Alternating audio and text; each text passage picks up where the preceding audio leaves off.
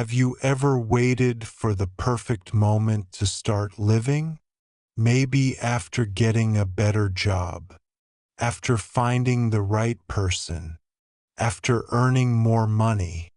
But what if that perfect moment never comes? Sarah believed she had time, until one phone call changed everything.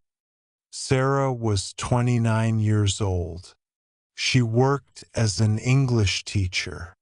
Everyone thought she had a wonderful life. She smiled every day. She helped her students. She never complained. But inside, she felt tired, not because of work, because she wasn't living her own life. Every decision she made was for someone else. She wanted her parents to be proud. She wanted her friends to like her. She wanted everyone to think she was successful. But every night she asked herself one question: is this really my life? Have you ever asked yourself the same question? One rainy Tuesday morning, while Sarah was preparing her lessons, her phone rang. The number was unknown. She almost ignored it. That small decision would change everything. Sarah took a deep breath before answering. "Hello," a soft voice replied. "Is this Sarah Thompson?" "Yes, speaking. My name is Emily. I'm calling from Green Valley Hospital." Sarah's heart suddenly beat faster. "There is an elderly patient here who has been asking for you." She frowned. "For me?" "Yes. His name is Robert." Sarah closed her eyes for a second. Robert, her old neighbor, the man who always smiled, the man who gave everyone advice, the man she hadn't visited in almost 8 months. I'll be there." She grabbed her coat and left without thinking. Outside, the rain was falling harder. Each step felt heavier than the last. On the way to the hospital, memories began to return. Every Sunday, Robert sat on the same wooden bench. He always greeted people with the same warm smile. "Good morning, Sarah. Don't work too much. Life moves faster than we think." Sarah always smiled politely, but she never stopped. She was always in a hurry. "There will be time later," she used to tell herself. Later. That word suddenly felt very dangerous. Have you ever noticed how often we say later? Later I'll travel. Later I'll rest. Later I'll call my parents. Later I'll start living. But what if later quietly disappears? When Sarah finally arrived, the nurse guided her through a long hallway. Everything felt silent, too silent. The smell of medicine filled the air. Her hands were cold. When she entered the room, Robert smiled. It was a weak smile, but it was still the same smile she remembered. "You came." Sarah's eyes filled with tears. "I'm so sorry. I should have visited you." Robert slowly shook his head. "No. I'm happy you're here now." For a few seconds, neither of them spoke. Sometimes silence says more than words. Then Robert looked out the window. "The rain is beautiful today." Sarah looked confused. "Beautiful?" "Yes. When you're young, you don't notice rain. You only think about arriving somewhere. But when you get older, You realize every rainy day is still a gift. Sarah listened quietly. Robert continued, I spent 40 years believing happiness was waiting for me. I thought it would come after I earned more money, after I retired, after everything became perfect. He smiled sadly. But life doesn't wait for perfect. It simply keeps moving. Sarah felt those words deeply. They sounded painfully familiar because she had been living exactly the same way. Always planning, always postponing, never arriving. Robert reached into the drawer beside his bed. He pulled out a small notebook. The cover was old. The corners were worn. He handed it to Sarah. I've been writing in this notebook for many years. I want you to have it. Sarah carefully opened the first page. At the top, one sentence was written in large letters. Don't waste today trying to protect tomorrow. She read it again and again. The words seemed simple, but they felt heavy, very heavy. Robert smiled. I wrote that after making the biggest mistake of my life. Sarah looked at him. What mistake? Robert took a slow breath. I'll tell you, but first, I need you to answer one question. If today were your last ordinary day, what would you regret not doing? Sarah couldn't answer, not because she didn't know, but because she knew too well. And in that moment, for the first time in years, she admitted the truth to herself. Robert looked at the notebook for a long moment. Then he smiled. You know, Sarah, when I was 30, I had a dream. I wanted to open a small bookstore. Nothing fancy, just a quiet place with books, coffee, and people. Sarah smiled softly. That sounds wonderful. Robert nodded. It was, but I never did it. Why not? Sarah asked. Robert looked down at his hands. Because I was waiting. I waited until I had more money. I waited until my children were older. I waited until work became easier. I waited until the timing felt perfect. He gave a small laugh. But life doesn't give us perfect timing. It only gives us today. Sarah remained silent. Robert continued. One day, I realized something. I had spent years building a future and almost no time living my present. His voice became quieter. I missed family dinners. I missed birthdays. I missed sunsets. I even missed ordinary mornings.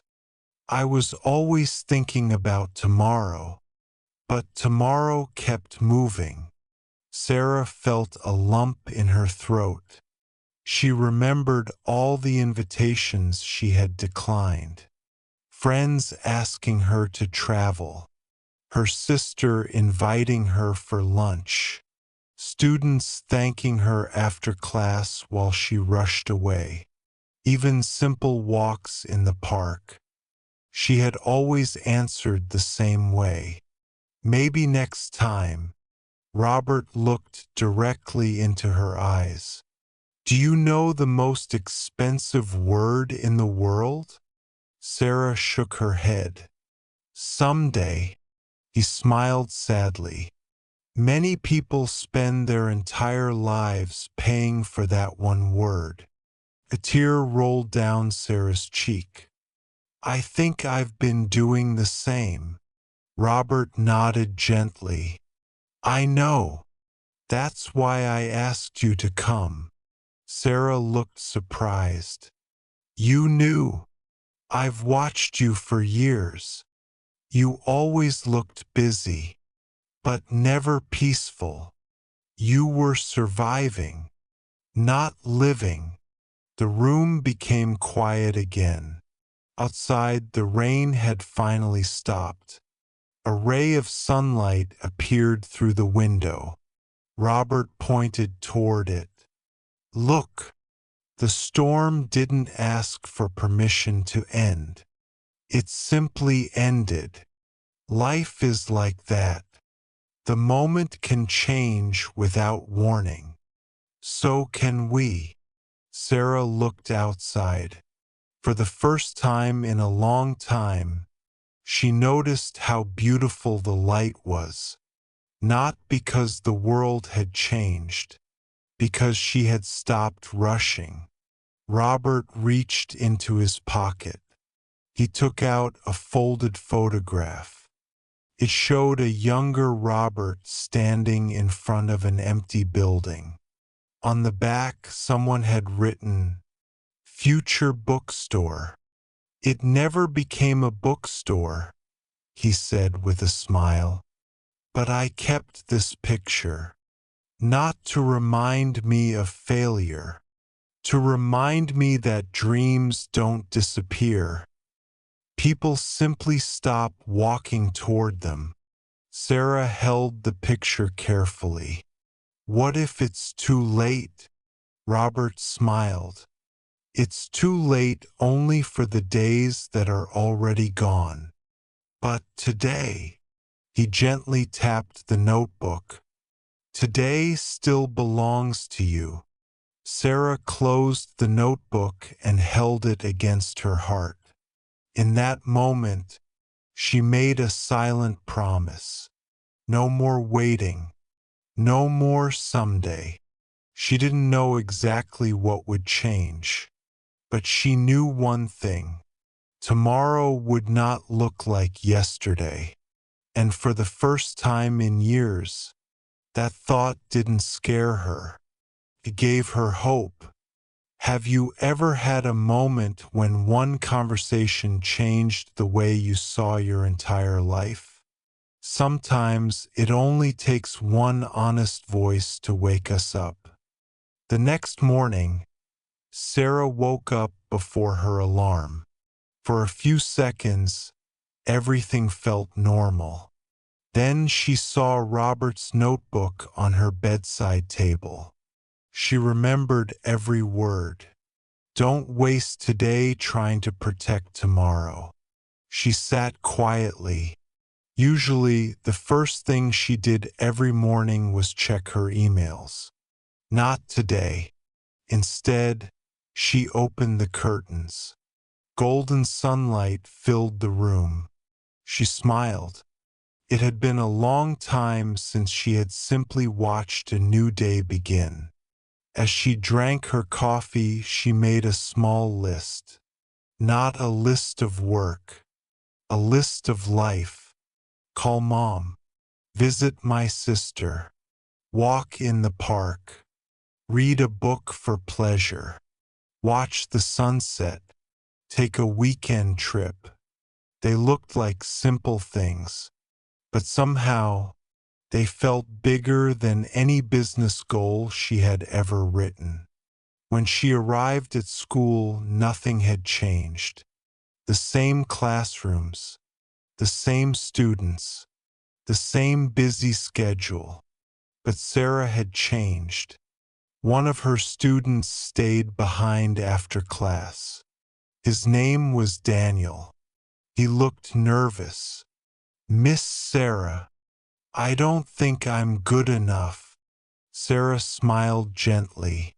A week earlier, she probably would have answered quickly and hurried to her next class. Instead, she sat down beside him. Why do you think that? Daniel looked at the floor. I always compare myself to everyone else. Sarah remembered something Robert had once told her. The only person you need to become better than is the person you were yesterday. Daniel smiled. Really? Really? For the first time, Sarah realized something important. When we stop rushing, we finally have time to help others. That afternoon, she called her mother. They talked for almost an hour. No Jerry, no excuses, only conversation. Her mother laughed. I've missed hearing your voice. Sarah closed her eyes. I've missed this too. A few days later, she visited her sister. They cooked dinner together. They laughed about old memories. At one point, her sister looked at her and said, "You seem different." Sarah smiled. I think I'm finally here. The weeks passed. Life was still busy. There were still problems, still deadlines, still difficult days. But something inside Sarah had become peaceful. She no longer believed happiness was waiting somewhere in the future. She started looking for it in ordinary moments. One evening, she returned to the hospital. She carried a small paper bag. Inside was a wooden sign. She had painted the words herself. Robert's little library. Robert looked at the sign and laughed. You remembered. I did. Sarah placed it beside his bed. I know you never opened your bookstore, so I brought the bookstore to you. The nurses smiled. Patients began borrowing books from Robert's room. Every afternoon, people gathered there. They talked. They laughed. They shared stories. Robert's dream had not disappeared after all. It had simply taken a different shape. One afternoon, Robert held Sarah's hand. You see, dreams don't always come true the way we imagine, but kindness always finds another door. A few weeks later, Robert peacefully passed away. Sarah cried. She missed him deeply, but she did not feel only sadness. She felt gratitude, because one conversation had changed the direction of her life forever. Every year, on the anniversary of that rainy Tuesday, Sarah visited the same park. She sat on the same wooden bench. She carried the same notebook. And whenever someone looked worried or exhausted, she smiled and asked one simple question. What are you waiting for? Sometimes strangers smiled. Sometimes they cried. Sometimes they sat beside her, just like she once sat beside Robert. And every time, his wisdom continued to live through someone else's life. Because the greatest legacy we leave behind is not money, is not success. It is the courage we inspire in others.